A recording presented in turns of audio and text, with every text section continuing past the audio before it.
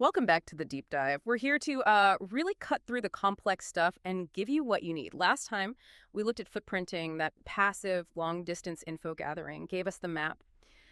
Today, we're getting active. We're moving into network scanning. So if footprinting was looking at the map, scanning is like walking up to the building, actually jiggling the door handles, checking the windows, seeing if they're unlocked, maybe peeking inside to see what's running. Our goal today, to give you a really solid grasp on how systems and services get identified on a network. We'll cover the techniques, the tools, and yeah, the clever ways attackers try to hide what they're doing. Understanding this is just crucial for defense, for knowing what modern reconnaissance really looks like. Exactly. Network scanning is, well, it's about aggressively gathering detailed architectural information. It's finding live systems, their IPs, discovering open ports, figuring out the OS, and ultimately locating those active channels that could be exploited. For this dive, we're really focusing on two main bits: host discovery, finding the machines that are actually switched on, and port and service discovery, which is finding the ways in. Okay, let's unpack this. And I guess we have to start right at the foundation, the basic connection stuff. TCP, Transmission Control Protocol. That's the bedrock, absolutely. TCP is connection-oriented. You have to set up that link before you can reliably send data. Right. We all kind of know the standard three-way handshake, right? Okay. Client sends SYN. Synchronize. Server sends back SYN ACK. Synchronize, acknowledge. And the client finishes with ACK, acknowledge, connection established. But the sources really emphasize the 6 TCP flags that control this whole process. There's SYN and ACK, obviously. Then FIN for a clean close, RST for an immediate reset or abort, and also PSH for push and URG for urgent. Attackers mess with these flags.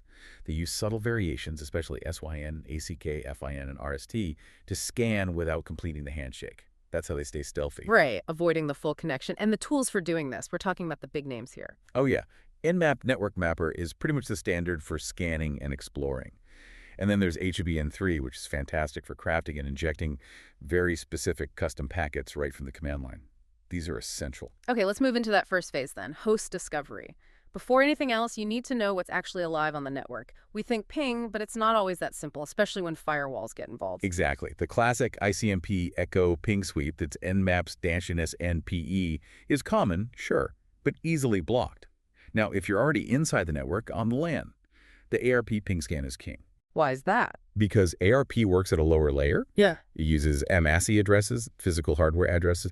It completely bypasses any IP address filtering rules. Yeah. Super accurate on the local network. Okay, that covers internal recon. But what about from the outside? My ping, my ICMP echo request, is just hitting a wall at the firewall. What then? Ah, right. That's when you shift to TCP probes. The sources detail a couple of really key, more clever methods. First is the TCT SYN ping. You send a SYN packet, just the SYN part, maybe to a common port like 80, which is usually open for web traffic. If the host is alive, it'll send back a SANAC. You don't need to complete the handshake. That response alone confirms the host is up, no full connection logged. Clever. And the other one? The TCP ACK ping. This one's designed specifically to probe firewall rule sets. You send just an ACK packet completely out of the blue, no prior SYN. If the host is alive, it gets this packet that makes no sense in the context of a connection state and immediately replies with an RST or reset. That RST proves the host is live, even if the firewall was blocking your initial SYN attempts or ICMP. It's kind of wild how tech is lowering the barrier here.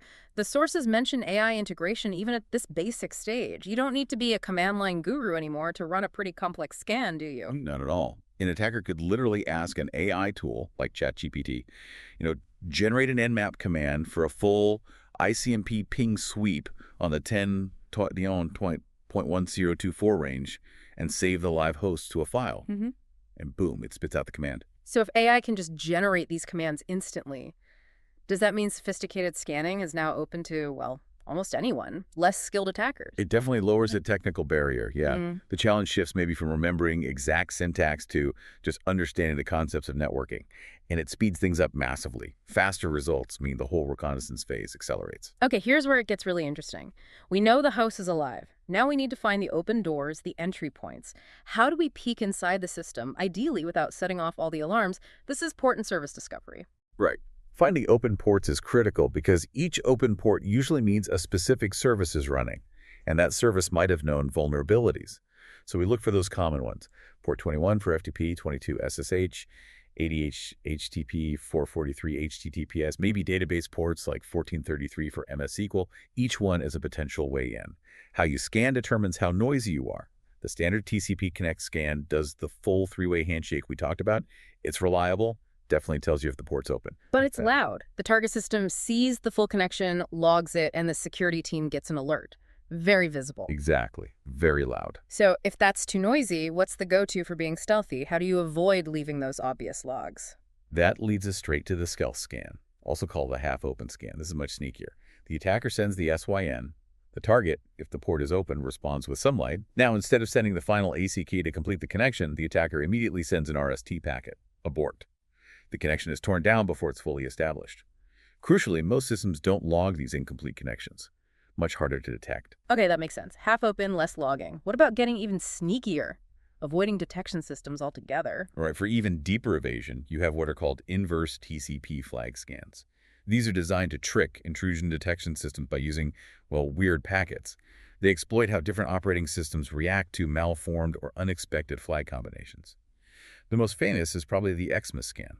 It sets the FIN, URG, and PSH flags all at once lit up like a Christmas tree, hence the name. And the logic is completely backward, which is why it works. How so? Backward how? With an Xmas scan, if the target port is open, the system does nothing. No response at all. Silence. But if the port is closed, it sends back an RST packet. Wait, hang on. No response means open. That feels totally counterintuitive. Why would silence mean the door is unlocked? It's down to how certain TCP IP stacks are built, particularly older BSD-derived ones, like you find in Linux and many Unix variants. Their logic is, if an open port gets a packet that doesn't make sense for any current connection, like this weird Xmas packet, just drop it silently, ignore it. A closed port, however, has an explicit duty to say, I'm closed, so it actively rejects the packet by sending that RST. Okay, that inverse logic is the key, so silence is the signal. Exactly. And the same principle applies to the FIN scan, sending just a FIN packet, and the NLL scan, sending a packet with no flags set at all. Open ports ignore them. Closed ports send RST. Great evasion techniques against systems that follow that BSD logic. But you mentioned BSD-derived stacks. What about Windows? Good point. Windows systems generally don't follow that specific RFC rule. They tend to just ignore these malformed FIN, NLL, and Xmas packets, regardless of whether the port is open or closed. So these inverse scans often don't work reliably against Windows targets. Interesting distinction. Now, there's one more scan mentioned that sounds incredibly complex, almost like spycraft. The zombie technique, the IDLE scan. Can you break down how that works? How do you use a third machine, a zombie, to figure out if a port is open on the target? It is quite ingenious, yeah. The absolute core idea is the attacker never directly sends a packet from their own IP to the target during the port status check. It all goes through the zombie. First, you need a suitable zombie, usually an idle machine on the internet, with a predictable IP identification, IP-ID, sequence number. This number increments predictably each time the machine sends a packet. Step 1. The attacker probes the zombie to find out its current IP-ID number. Let's say it's 31337. Okay, got the baseline. Step 2. The attacker sends a SYN packet to the target machine, to the specific port they want to test. But critically, they spoof the source IP address to be the zombie's IP. So the target thinks the SYN packet came from the zombie. Right, the target responds back to the zombie, not the attacker. Exactly. Now, what happens next depends on the target port state. If the target port is open, it sends a SYNAC packet back to the zombie. The zombie receives this unexpected SYNAC. Since it wasn't expecting it, the zombie's OS sends back an RST packet to the target and, importantly, increments its IPD number. Let's say it becomes 31338. Okay, IPD went up by 1 because the zombie sent an RST. Correct. Now, if the target port was closed, the target would send an RST packet back to the zombie. The zombie receives this RST, does nothing because RSTs don't require a response, and his IP number does not increment just from receiving the RST. So open port causes the zombie's IPD to go up, closed port doesn't. Almost. There's one more wrinkle. After sending the spoofed SYN, the attacker immediately probes the zombie again to check its IPD. If the target port was open, the zombie sent that RST, incrementing its IPD once, and the attacker's probe itself causes the zombie to send another packet, incrementing the IPD a second time. So the IPD jumps by 2, for example, from 31337 to 31339. If the target port was closed, the zombie received an RST, no IPD increment, and only the attacker's follow-up probe causes an IPD increment. So the IPD only jumps by 1, the example from 31337 to 31338. Got it. IPD increase of 2 means open, increase of 1 means closed, all detected by checking the zombie without directly scanning the target yourself. That's incredibly clever. It is. It's a truly blind scan. Relies entirely on that side channel information from the zombie's IPD behavior. So, okay. We found live hosts, we found open ports using various levels of stealth. What does this all mean? We still don't know what's actually running the show. What's the brain? How do we figure out the operating system? Right, that's the next crucial step. OS discovery, sometimes called OS fingerprinting or banner grabbing. Knowing the specific OS, and ideally the version, is gold for an attacker. It lets them move from generic probes to highly specific targeted exploits known to work against that exact system. No more firing blind. How do you figure that out? Are there obvious signs? Sometimes, yes. You can often figure it out passively just by looking closely at the packet headers coming back from the target. Two values are huge giveaways: the time to live, TTL, and the TCP window size. The TTL value in the IP header basically says how many network hops a packet can make before it's discarded. Crucially, different operating systems start this counter at different default values. Oh, interesting. Like what? Well, as a very common rule of thumb, Linux and many Unix-like systems often use a default TTL of 64. Windows systems typically use a default TTL of 128. Wow. So just by looking at the initial TTL on a packet you receive, you can make a pretty educated guess. If you ping a machine and the TTL coming back is, say, 117, it likely started at 128 and went through 11 hops, suggesting Windows. Exactly. If it came back as, say, 53, it probably started at 64 and went through 11 hops, suggesting Linux Unix. You can see this easily with tools like Wireshark just sniffing the traffic. That's incredible. Such a simple number in the header. Why isn't everyone messing with these defaults if it's such an easy tell? That is a really good question.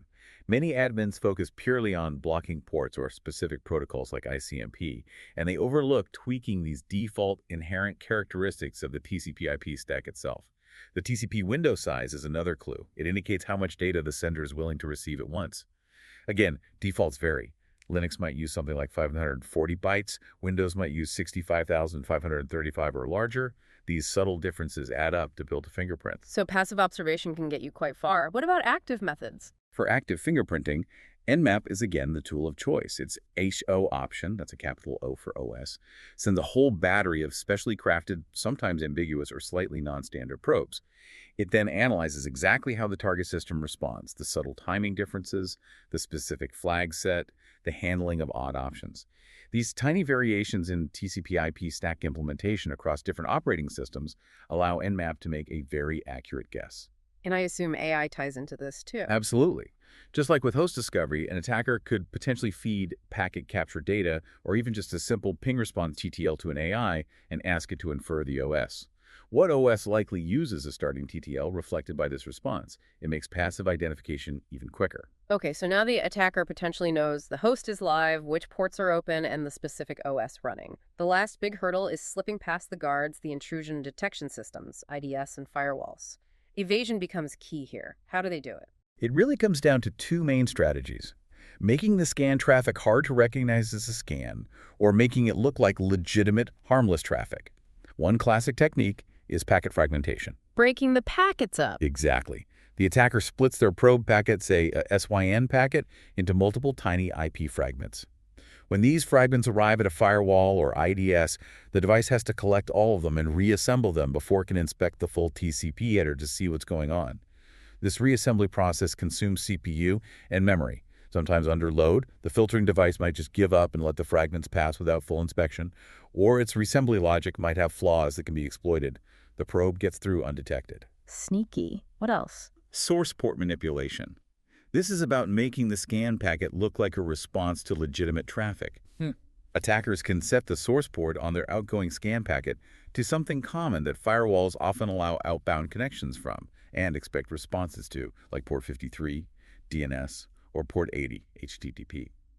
The firewall might see this incoming packet seemingly destined for a high port number, but originating from port 53, and mistakenly assume it's a valid DNS reply, letting it pass through to the internal network. Tricking the stateful inspection, and if they just want to hide who they are, make attribution impossible. That's where IP address decoy and spoofing come in. With Nmap's D option for decoys, the attacker includes a bunch of fake source IP addresses along with their real one in the scan packets.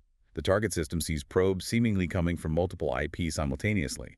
The logs get filled with all these decoy addresses, making it incredibly difficult for a defender to figure out which IP was the actual source of the scan. Just floods the logs with noise. Precisely. Full IP spoofing, of course, just completely replaces the source IP, but that usually means the attacker can't get responses back directly, so it's often used for denial of service or when combined with techniques like the IDLE scan. Are there other tricks to fool detection systems? Oh yes, randomization is key. Nmap's randomized hosts option scans targets in a random order, avoiding predictable sequential scans that simple IDS rules might detect based on timing patterns.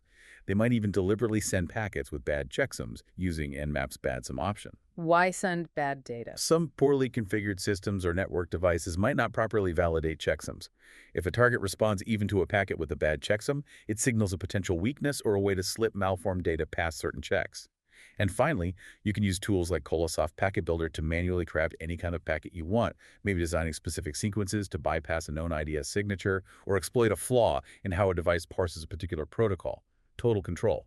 It's just an incredible amount of information you can pull out, from simply knowing a machine is on to finding its open services, identifying its exact OS version, all while using these layered techniques to potentially slip past defenses without leaving a clear trace. It really highlights the difference between just blocking simple connections and truly understanding the nuances, the handshake signals, the header details, fragmentation games that are constantly communicating information across your network. We went from the basic three-way handshake to stealthy half-open scans, figured out the OS from tiny clues like TTL, and then got into sophisticated evasion like fragmentation and decoys. And for you listening, really getting your head around these offensive techniques is honestly the absolute best first step to building a solid defense. If you understand how an attacker views your network, how they probe it, what they look for, you can start to proactively fix the very weaknesses they're aiming to exploit. Knowing the attacker's playbook is your most powerful defensive tool. Couldn't agree more. It's not just about blocking an IP after the fact. It's about making your network inherently harder to understand, harder to map out in the first place. Network obscurity. So we'll leave you with this thought to chew on. If an attacker's goal is to find a predictable target clear OS, known services, how many of those subtle network signals beyond just open ports could you actually change or obscure? Could you tweak TTLs? Could you alter default window sizes? How could you make your live critical system look less distinct, maybe even functionally invisible amongst the noise of the internet?